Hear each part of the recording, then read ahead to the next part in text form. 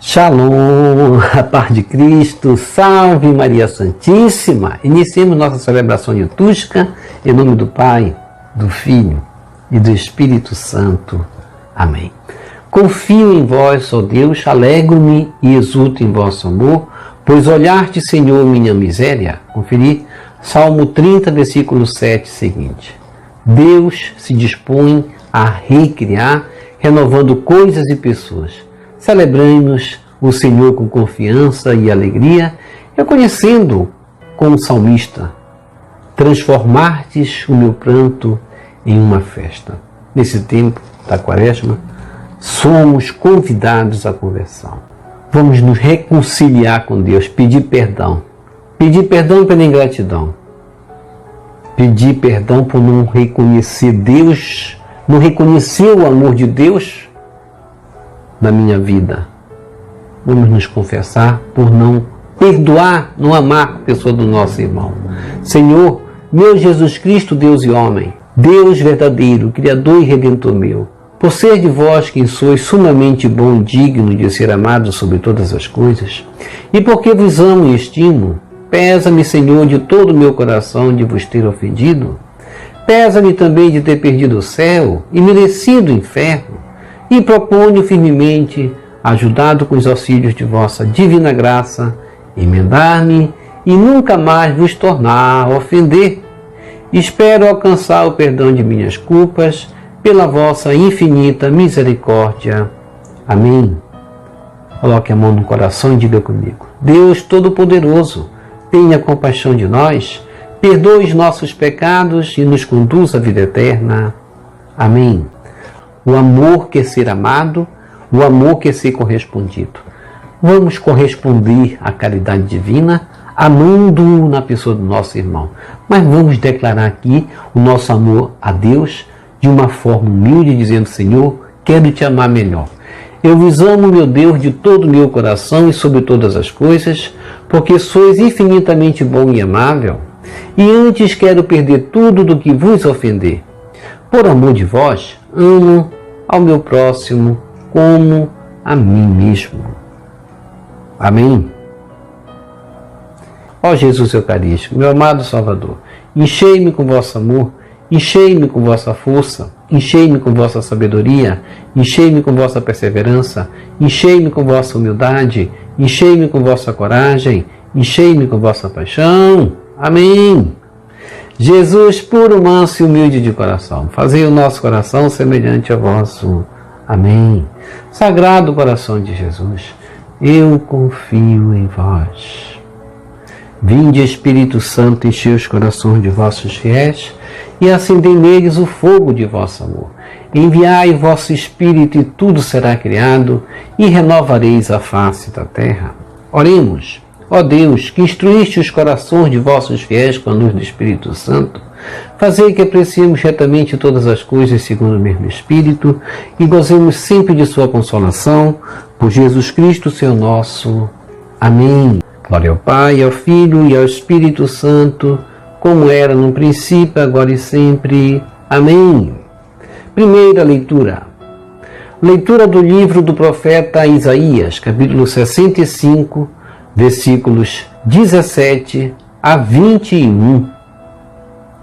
Assim fala o Senhor: Eis que eu criarei novos céus e nova terra. Coisas passadas serão esquecidas, não voltarão mais à memória.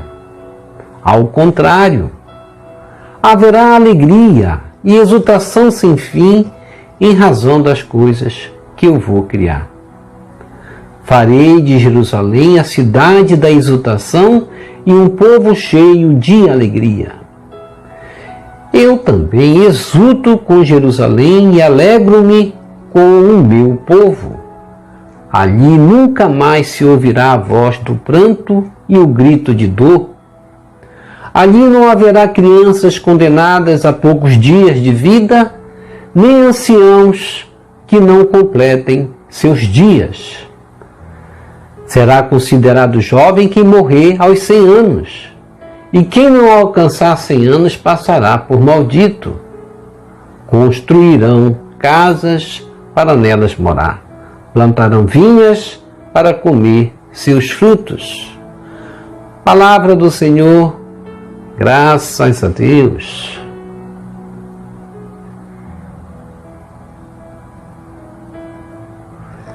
Salmo responsorial, Salmo 29. Eu vos exalto, ó Senhor, pois me livrastes. Eu vos exalto, ó Senhor, pois me livrastes. Eu vos exalto, ó Senhor, pois me livrastes, e não deixastes rir de mim, meus inimigos. Vós tirastes minha alma dos abismos e me salvastes quando estava já morrendo. Eu vos exalto, ó Senhor, pois me livrastes. Cantai salmos ao Senhor, povo fiel. Dai-lhe graças e invocai seu santo nome, pois sua ira dura apenas um momento, mas sua bondade permanece a vida inteira. Se à tarde vem um pranto visitar-nos, de manhã vem saudar-nos a alegria. Eu vos exalto, ó Senhor, pois me livrastes. Escutai-me, Senhor Deus, tende piedade. Sede, Senhor, meu abrigo protetor. Transformastes o meu pranto em uma festa. Senhor, meu Deus, eternamente hei de louvar-vos. Eu vos exalto, ó Senhor, pois me livrastes. Evangelho segundo João, capítulo 4, versículos 43 a 54. Proclamação do Evangelho de Jesus Cristo segundo João. Glória a vós, Senhor. Naquele tempo, Jesus partiu da Samaria para a Galiléia. O próprio Jesus tinha declarado que um profeta não é honrado na sua própria terra. Quando então chegou a Galiléia, os galileus receberam-no bem, porque tinham visto tudo que Jesus havia feito em Jerusalém durante a festa, pois também eles tinham ido à festa. Assim, Jesus voltou para Caná da Galiléia, onde havia transformado a água em vinho. Havia em Cafarnaum um funcionário do rei que tinha um filho doente. Ouviu dizer que Jesus tinha vindo da Judéia para a Galiléia. Ele saiu ao seu encontro e pediu-lhe que fosse a Cafarnaum curar seu filho, que estava morrendo. Jesus disse-lhe: se não virdes sinais e prodígios, não acreditais. O funcionário do rei disse: Senhor, desce, antes que meu filho morra. Jesus lhe disse: podes ir, teu filho está vivo. O homem acreditou na palavra de Jesus e foi embora. Enquanto descia para Cafarnaum, seus empregados foram ao seu encontro, dizendo que o seu filho estava vivo. O funcionário perguntou a que horas o menino tinha melhorado. Eles responderam: a febre desapareceu ontem pela 1h. O pai verificou que tinha sido exatamente na mesma hora em que Jesus lhe havia dito: teu filho está vivo. Então ele abraçou a fé juntamente com toda a sua família. Esse foi o segundo sinal de Jesus. Realizou quando voltou da Judéia para a Galiléia. Palavra da salvação, glória a vós, Senhor. Que as palavras do Santo Evangelho nos purifiquem e nos perdoe de todos os nossos pecados. Reflexão. Nessa celebração, que nós celebramos com confiança e alegria, reconhecendo o amor de Deus por nós, esse Deus que transforma o nosso pranto em alegria, em festa, como cantamos no início do Salmo, na primeira leitura do livro do profeta Isaías, 65, 17 a 21, o Senhor vai falar usando a voz do profeta, dizendo: eis que eu criarei novos céus e nova terra, coisas passadas serão esquecidas, não voltarão mais à memória. Que lindo nós lembrarmos que Deus, Ele nos dá justamente a possibilidade de olhar para frente, não olhar mais para trás. As histórias do passado servem-nos apenas como um aprendizado para a nossa vida no futuro.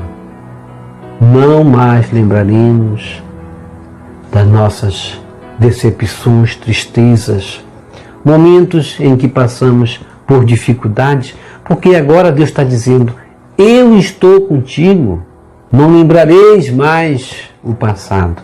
O capítulo 65 a 66 de Isaías, este capítulo que nós estamos lendo aqui nesses versículos, constitui justamente uma compilação apocalíptica que pode datar desse conjunto da época pós-exílica. E aí o passado se refere justamente àquele tempo triste daquele povo que vivia escravizado no Egito e que atravessou o Mar Vermelho, atravessou o deserto e agora chegava próximo da sua vitória, que era a terra prometida. Relacionado a esse versículo 17, a felicidade messiânica anunciada para o futuro era mais ou menos assim descrita como um retorno ao paraíso. Em Isaías 11:6, o profeta vai encarar isso como uma renovação total. É um mundo novo, é as novas maravilhas de Deus, uma terra que mana leite e mel. Deus quer isso para nós. O que é anunciado e descrito ao longo de toda a literatura apocalíptica, prevendo o que está em Apocalipse 21 e segunda carta de São Pedro, capítulo 3, versículo 13. O Senhor continuará a falar assim: haverá alegria e exultação sem fim em razão das coisas que eu vou criar.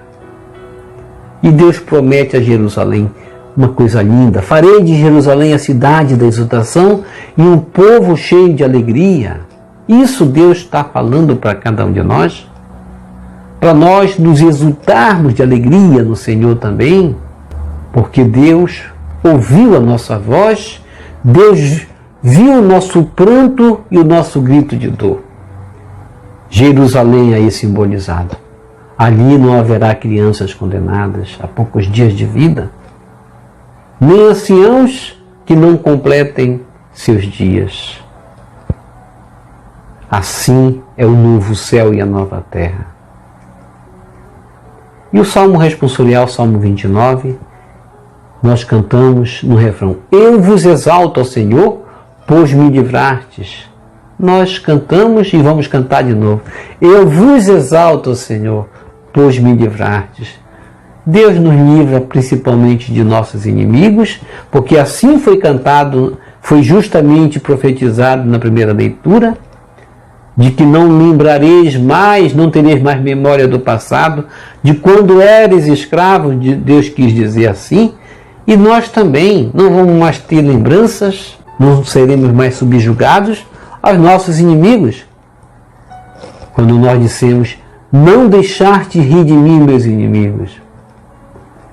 Quando a gente é fiel a Deus, sua ira dura apenas um momento, mas sua bondade permanece a vida inteira. Como, de fato, se à tarde vem com pranto visitar-nos, de manhã vem saudar-nos a alegria. É assim o amor de Deus. Por isso, vamos exaltar o Senhor, pois Ele nos livrou, escutou o nosso clamor, Ele teve misericórdia de nós, Ele se compadeceu de nós e quer ser o nosso abrigo protetor. Por isso, vamos exaltar o Senhor, pois nos livrou. E no Evangelho de João, capítulo 4, versículo 43 a 54, Jesus vai partir de Samaria para a Galileia.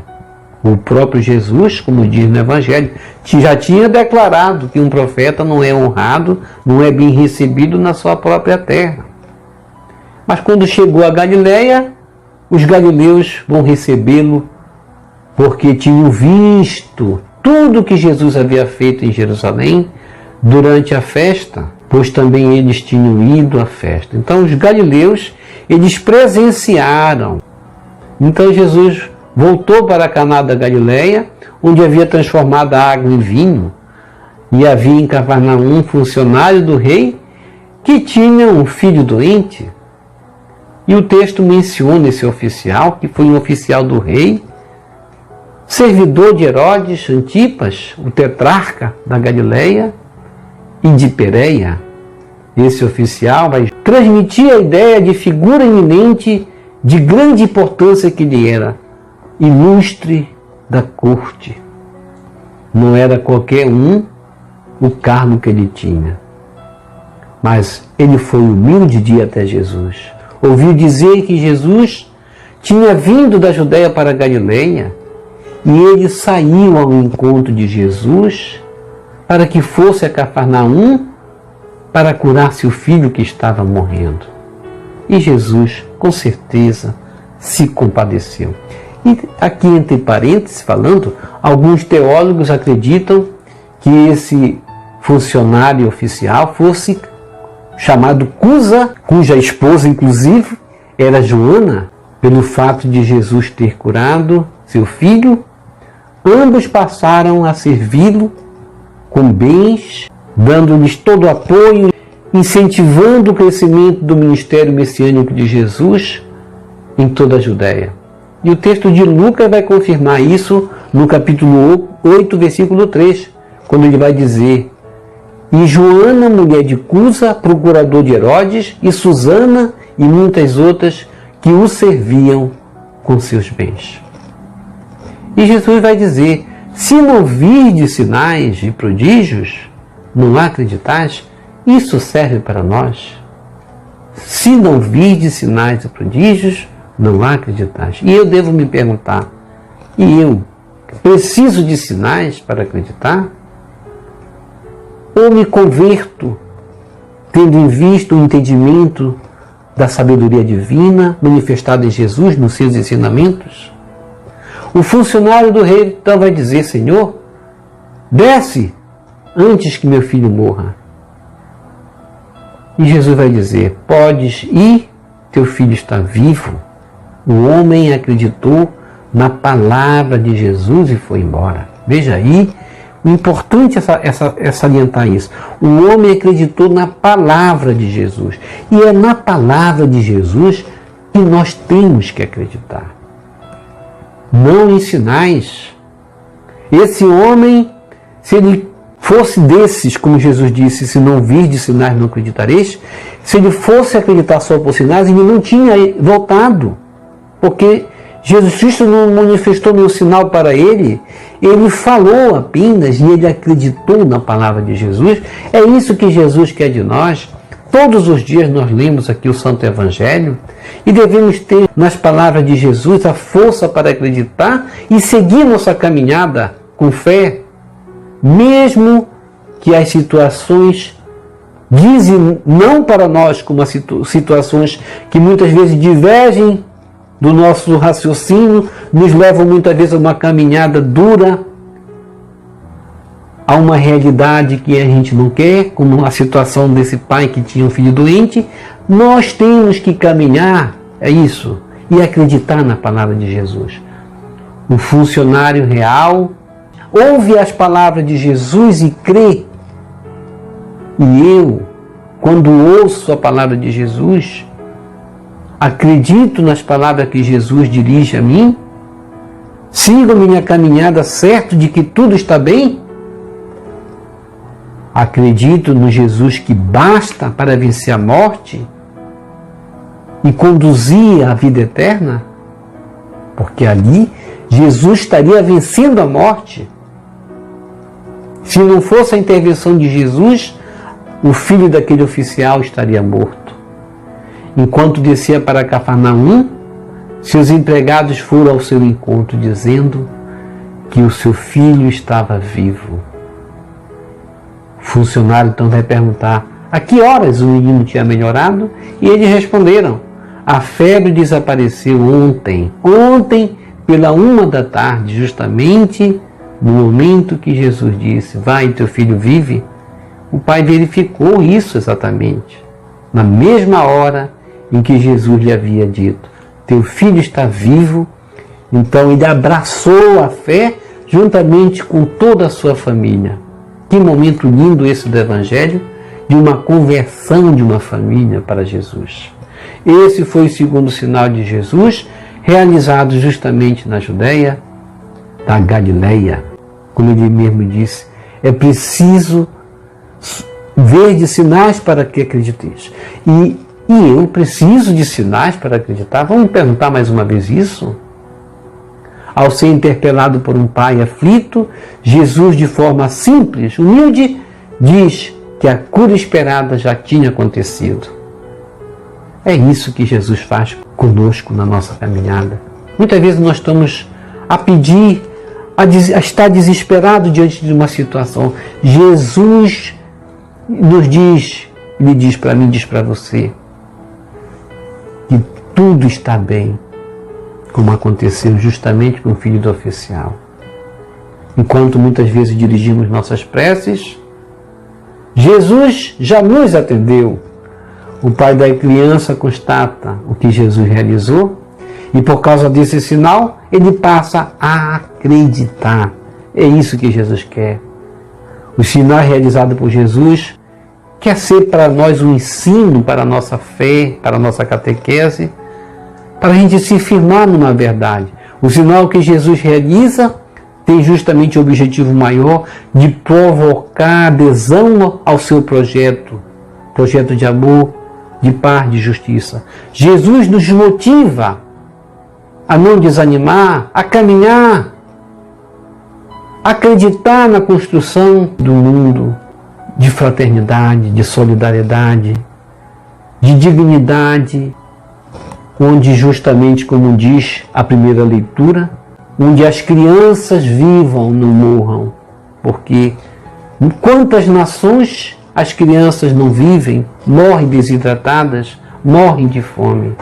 Que tenhamos na nossa vida o acreditar e o converter-se, como aconteceu justamente com essa família desse funcionário oficial do rei.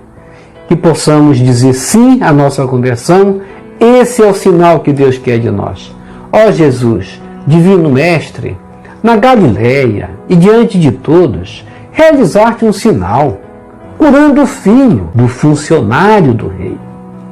Disserte, se não verdes sinais e prodígios, não acreditais. Ajuda-nos a acreditar sem precisar de sinais. Ajuda-nos, Jesus, a termos fé, a nos motivar pela coerência do teu ensinamento, buscando a realização de um mundo novo, um mundo justo, fraterno, onde a vida de todos se transforme em dignidade. Ajuda-nos a praticar o amor. Amém. Vamos receber Jesus presente na Eucaristia de forma espiritual, rezando a oração Hóstia Celestial.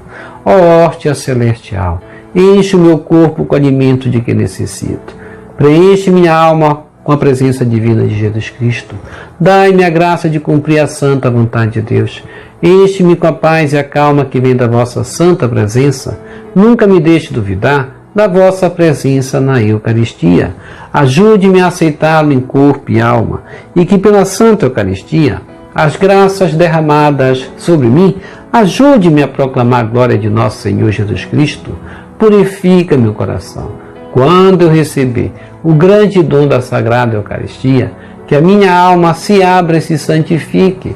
Concede-me as graças e favores que concedes para todos os filhos de Deus, e concede-me a imunidade do fogo do purgatório.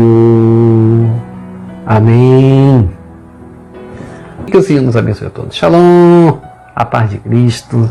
Salve Maria Santíssima. Jesus misericordioso, eu confio em vós. Salve lírio branco da Santíssima Trindade, rosa brilhante que embeleza o céu. Salve Santa Mãe de Deus.